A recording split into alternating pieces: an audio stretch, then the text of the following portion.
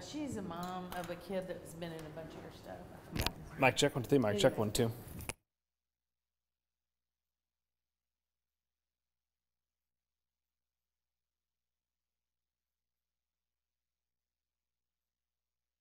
This is the weather commander going to the map.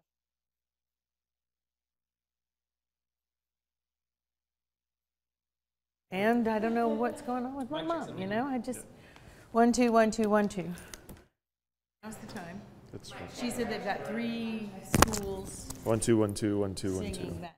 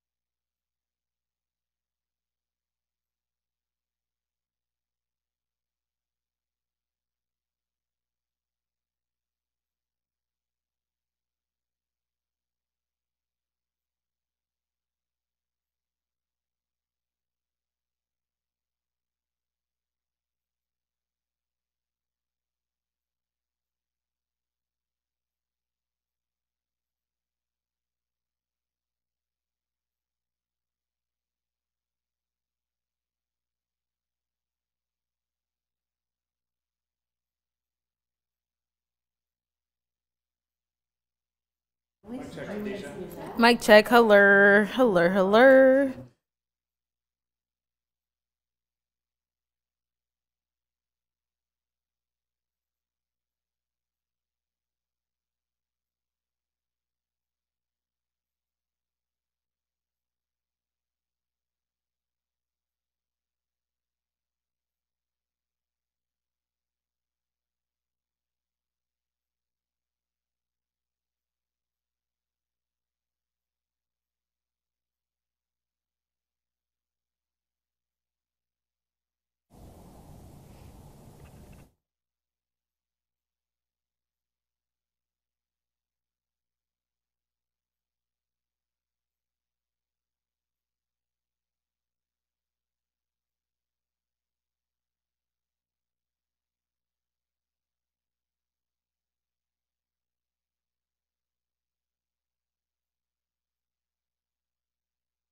With coverage you can count on, this is Channel 3 Eyewitness News at 11.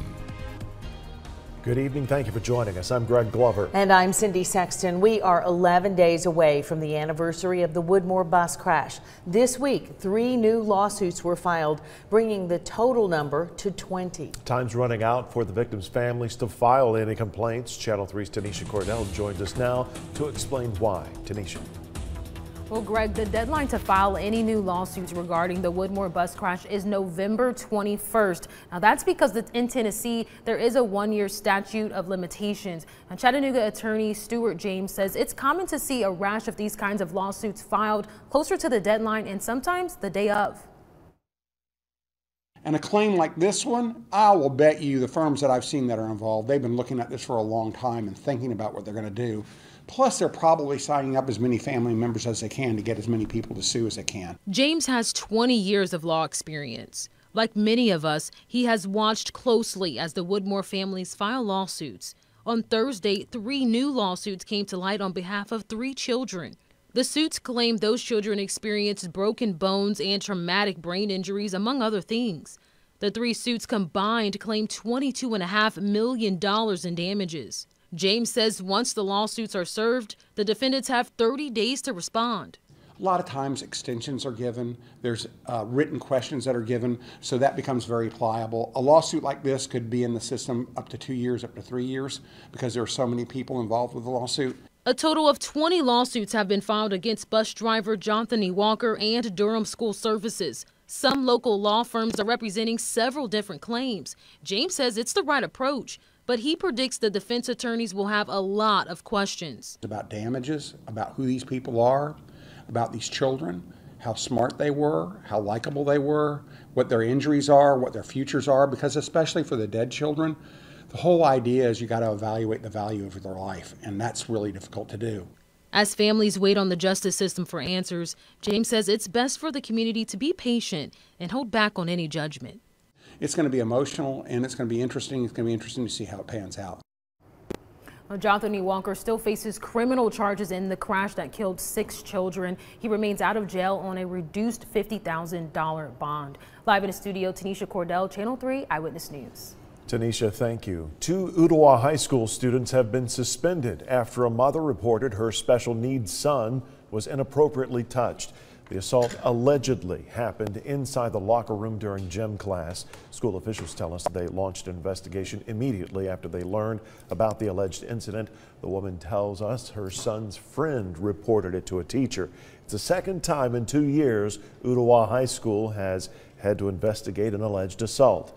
This mother wants others to know about what happened to her son so it won't happen to any other child. A boy came up behind him and had a shoe and was trying to shove it up his rectum. He did have his clothes on, but however, it's still inappropriate. The school followed policy and mandatory reporting laws by filing a police report and contacting the Department of Children's Services. It's not clear how long the 2 students will be suspended. The children involved could face simple assault charges. We'll keep you updated as we learn more. The Grundy County High School field house is now being monitored at all hours of the day with security cameras. This comes after 5 football players were charged with attempted aggravated rape. Nearly a dozen cameras were installed inside and outside the field house. They've been there for nearly a month. Students we spoke with say it's a good idea, but should have been done sooner. I think they made them. They just keep things from happening that happened in the past. The chairman of the school board says they bought the security system from a company in Jasper for around $5,000. The video recorded by the cameras is fed into a hard drive that can only be accessed by administrators and authorities. There are many career paths that are passed down from generation to generation.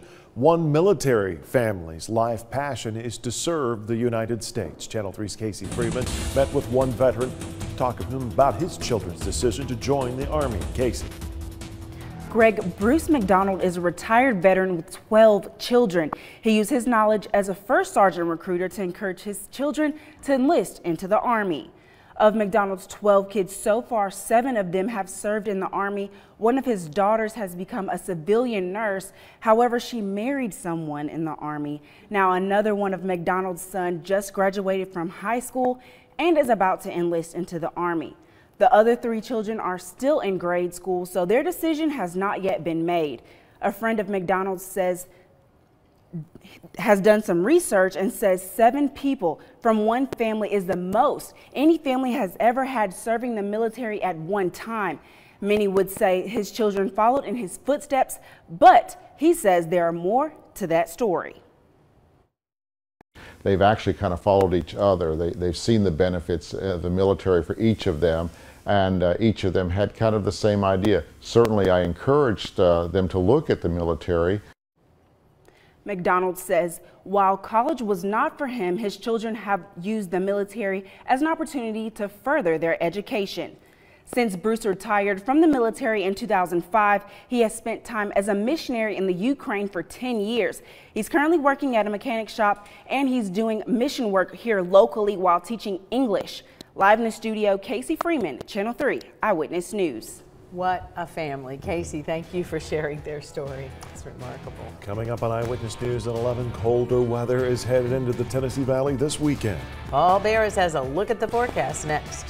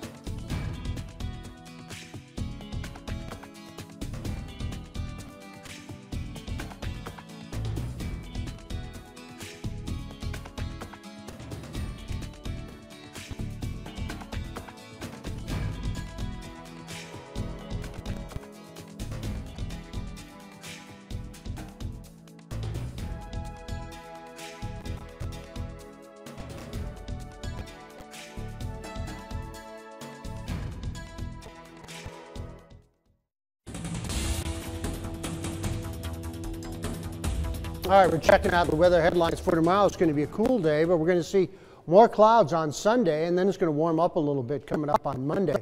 Right now, all the snow's off to the north, up near Minneapolis. They're getting hit pretty hard with a little swath of snow, but that's about it. A little bit of snow up in New York State, too. We're pretty much fair right now with just a few high clouds. 45 in the city, but it's 37 Athens and Altamont already, and 41 in Cleveland, Dalton 44, Murphy 36. Winds out of the northeast at about 8. We had a high of 59 and 39, and it's close to our forecast, too. Skywatchers told me near 60, Dalton, Varnell, 59 Chatsworth, Calhoun about 61. Cleveland got a high of about 59, but it was 60 Lakeside and Red Bank, 59 in East Ridge, and Signal Mountain 54, while Ringgold was about 55 degrees at Johnny Park's house. Dayton got up to 55, and about 58 out near Dunlap. Delano 57, they got down to 32 last night. I think they'll get in the 20s tonight. And looking at Vipercast, there's just very little happening around here. We're just going to have fair skies. Some high clouds are going to be spreading in for tomorrow. The clouds will thicken up a little bit coming up on Sunday. You're not going to see as much sunshine on Sunday. As this cold front comes in, we'll even have some clouds Monday morning, but some clearing into Monday afternoon and Monday evening. And into Tuesday, too, I think it's going to be a pretty nice day.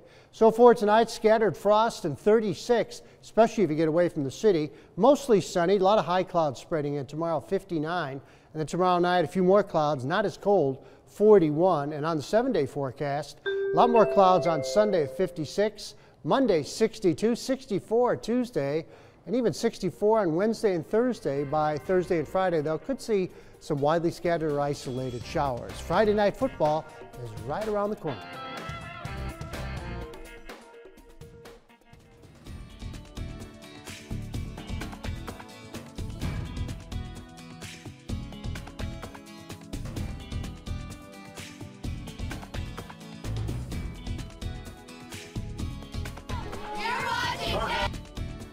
Channel 3 Eyewitness. Time for the Channel 3 Friday night.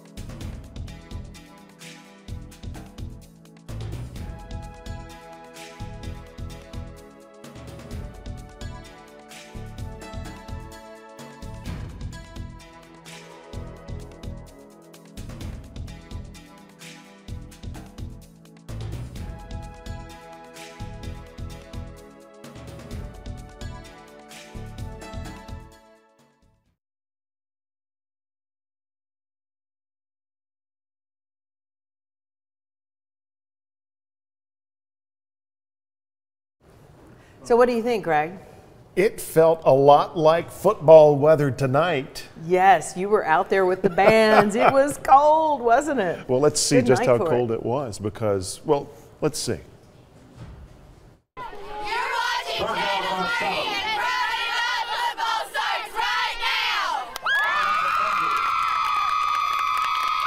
From Channel 3 Eyewitness Sports, this is Friday Night Football with Paul Shaheen, Jill Jelnick, Sammy Kincaid, and Greg Glover.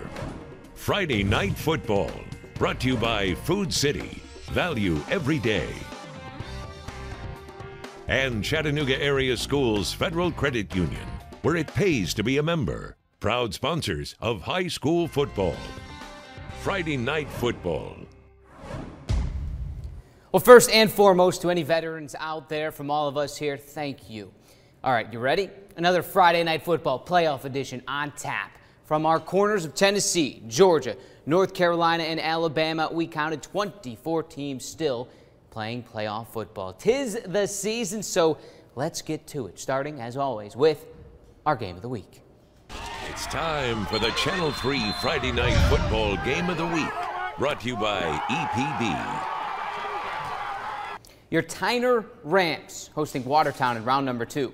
The last time Tyner beat Watertown in the playoffs, the Rams ended up in the quarterfinals. That is what was, again, on the line tonight. The difference, Tyner is home, and they'll remain home for the quarterfinals if they won tonight. And that is a very big if, Jill. A tough fought match on both sides, and you're here to break it down live from Tyner. Hi, Jill.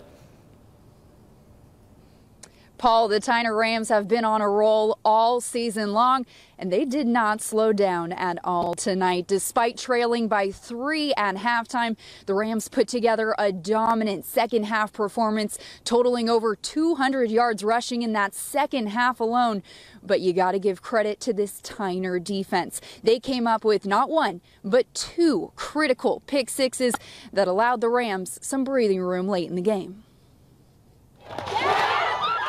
The Tyner Rams hoping to keep their season alive Friday night, hosting Watertown in the second round of 2A playoffs. The Purple Tigers got out to an early 7-0 lead, but Rams answer back in the first as Tyon Young dodges his defenders and is in there easy for the Tyner touchdown. Watertown then comes up with a huge play start of the second, falling just short of the goal line, but on 3rd and goal, Keylante Watkins puts a critical stop to the Purple Tigers, forcing them to kick a field goal.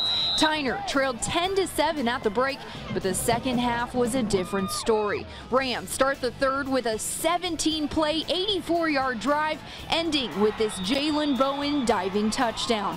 Rams take a 14-10 lead and keep it going on defense. Tyreek Henry picks off the David Webster pass and takes it all the way back for the Tyner touchdown. The first of 2 pick sixes on the night for the Rams. But Tyner doesn't stop there. Late in the fourth, Bowens adds some insurance as he takes the quarterback keeper 57 yards for his second score on the night. Tyner runs past Watertown 33-22 that final. Put together a good long drive to start the second half, which made things real good, and that sort of inspired the defense, and they picked things up.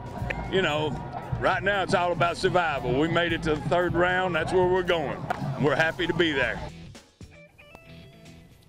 The 33-22 win marked Tyner's 10th straight victory of the season, and obviously advancing them to the quarterfinals of the 2A playoffs, where I believe, Paul Shaheen, they are facing a very familiar face next week. Is that right? Yes, Jill, and if it came back to me any sooner, I would have been caught looking at my cell phone because I was looking up the score of that game to refresh my memory. 37-28 against Marion County. That's why Tyner won the region title. Was there any mention made of this showdown next week, Marion County at Tyner post-game? Was there any mention? There was. The Rams wanted it to be Marion County. They've beaten them before, and despite making some mistakes, they told me, yeah, we've made some mistakes against them, but those are easy mistakes to correct, and we can beat them again next week. So they are very much looking forward to next week's quarterfinal game, and we are too. If it's not going to be the biggest game, it's definitely one of the biggest games next week. Thank you, Jill. One of the biggest games is absolutely correct because it's not the only all-local matchup. We're going to get to that in just a few moments. Sticking in the 2A bracket, though, unbeaten Meigs County at home with their toughest test yet in Happy Valley. They're 1-2 in the state in terms of scoring defense, but the game changer all year for Meigs County has been on offense, that being Mr. Football finalist Aaron Swafford, a quarterback. Swafford was looking to lead the Tigers to their first 12-0 mark on record. But that helps. What a pass. Drops it in between 3 defenders. Weedman scores. Meigs up 12-6. Then they get a safety on a muffed Happy Valley punt. Moving on, it's, yes, Swafford again. This time on the ground. The kid can just do it all. Swafford scored for the second time. All Meigs County the rest of the night. 38-6. Your final score. So Meigs will host Rockwood next week. One more from the 2A bracket. We mentioned it already. The score of the Marion County game is upcoming. There it is, 32-14. Marion County in the 2A bracket beats Trousdale. So yes, that sets up Marion County at Tyner next Friday. In the 1A bracket now, South Pittsburg hosting Joe Burns. The Pirates defense showed up, showed out. Jalen Hubbard with the interception. Down at midfield, that sets up this. Sawyer Kelly bounces outside. He'll high step it on in, make it 7-0 South Pittsburgh. A little later, Pirates actually punted, but even that worked. The Red Devils fumble it, and the Pirates fall on it. Kelly gets the rock, does his job, great patience. Here following the blocker, 14-0 at that point. Joe Burns now trying to punt, and oh, brother, nothing going right. The drop, the whiff, the South Pittsburgh touchdown. Mason Fuqua scoops it up, scores it up. All South Pittsburgh 42-0. Now that South Pittsburgh win accompanied by that Whitwell big win over Gordonsville means, yes, another all-local matchup in the quarters. Whitwell plays at South Pittsburgh next Friday. It's a quarterfinal showdown. Boy, they met already once, and that was a tight game. Time now to find out who got nailed. You got nailed. Covered by Warren and Griffin. 265-HURT. Back to the South Pittsburgh game. Pirates were bruising. Fuqua, Tucker Kelly just lower the boom. Shoulder in, right through on a Joe Burns running back. That is you got nailed. And that, my friends, was just first down. We intend to keep the chains moving. Still to come, can Red Bank stay hot? Notre Dame trying to book a semifinal ticket, plus all of Georgia in round number 1. And as always, we'll talk to the fans, and cheerleaders when Friday Night Football returns.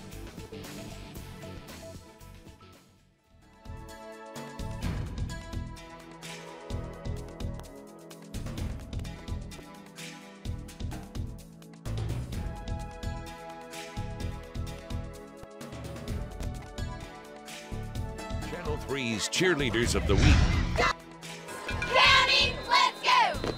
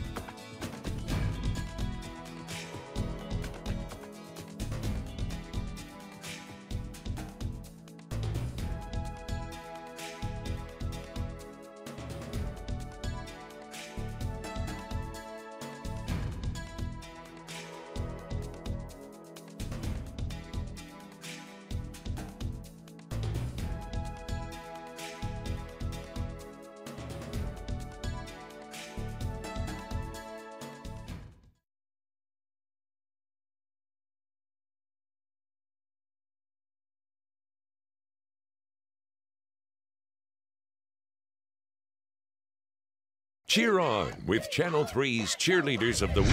Go, let's go! Let's go! County, let's go! Next! County, let's go! Next! County, let's go! Let's go, Tigers! Let's go, boys!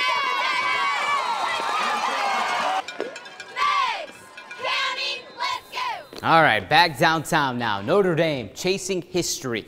The Irish were a win away from just their 6th ever trip to a state semifinal, and they're getting to do it all at home. That's the luxury of being the #1 seed in the bracket. They got that top seed by winning 9 straight games, one of which came against Knox Grace 4 weeks ago. Just so happened Notre Dame was hosting Knoxville Grace. Tonight, in the quarters, a lot of defense early on. Grace going for it on 4th down in the red zone. DN James Williams just eating, crushing. Turnover on downs with the sack. Second quarter, more defense. The Irish blocked the punt. It's Trey Johnson on the block into the end zone. A massive humanity. Monroe Beard falls on it for a touchdown. Notre Dame leads 8-0. Other way, the Rams come alive. Luke Kirby to Jonah Duggins. What a throw. What a catch. 8-6 Notre Dame. Ensuing kickoff. Here we go. It's about to get real. Tennessee commit junior Cameron Wynn taking over. Hide your ankles. Oh, mercy. 1-2 cuts. Not fair. Just not fair. Wynn gone. No one in sight. But look at these cuts again. Just enjoy it. This is why that kid is a Power 5 recruit and just the junior. Notre Dame wins a close one, 32-29, and it took a recovered onside kick late to win it. 3A second round, Red Bank hosting York Institute. The Lions get it going on the ground. Calvin Jackson out of the Wildcat, nice chunk. First down, same drive, more from the ground came. This time it's Zay Brown. Look at the O-line, just doing work. Untouched, 13 yards, 7-0. Still first quarter, the Lions now open it up. Maddox Wilkie up top. Guess who burned the defense? Yeah, Calvin Jackson, he can fly. 56-yard hookup. Red Bank up 14-7, and Red Bank just keeps on rolling. 42-7, your final. Red Bank now plays Loudon next week. Here we go, the rest of your Tennessee playoff scores. Let's get to them. D2 AAA, McCauley, they win a big one out west over Briarcrest, 56-35. MBA takes down Baylor, 14-7. Baylor eliminated. Now in 4A, Central loses on the road at Greenville, 49-12. Up in 6A, big win for Bradley Central. They keep chugging along. The Bears over Dobbins Bennett, 33-27. It's time now to jump into the stands. Unfortunately for us, Tyner lets people in the stands, just not so much in the end zone. Fan Cam returns with our very own Sammy Kincaid. Fan Cam, sponsored by Chick-fil-A. Pick up a nugget tray for your next party or event. It's another week of Fan Cam, and I'm starting out on the home side, on the Tyner side, and I have a very proud family with me. What's your names? My name's Antoine McLean. And? Tanika McLean. Lene McLean.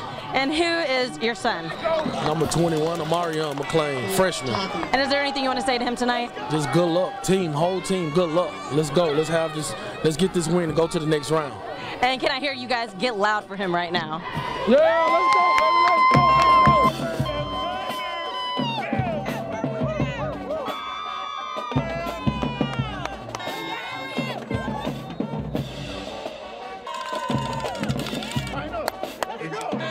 I've switched sides over to the Watertown side, and it was not too hard to find these guys next to me. What's your name? I heard you're the talker. I'm Val. Val? And is that your son on your pin right there? What's his name? Gavin. Gavin? And what number is he? 79. And is there anything you want to say to him tonight? He rocks. All right, well, I love the cowbell. And can I hear you guys get loud right now?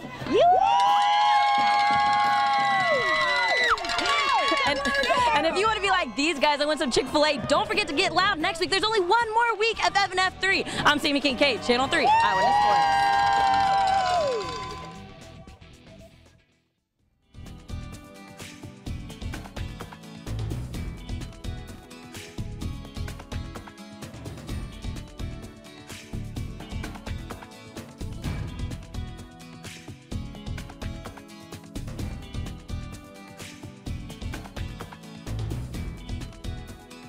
Strikes up Channel 3's Band of the Week. I've been in band all of my life. I learned a new term tonight. The front on...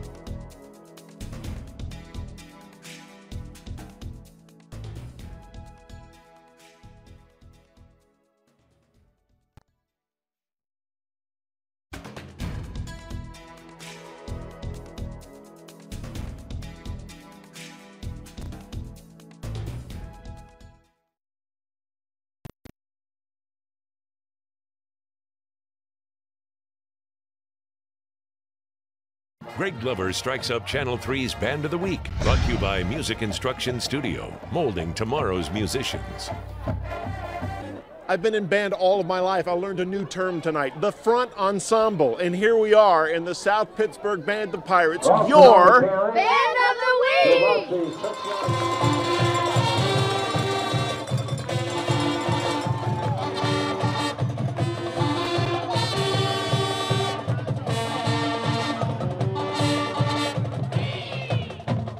Fillmore to home, Kegels to attempt the point after.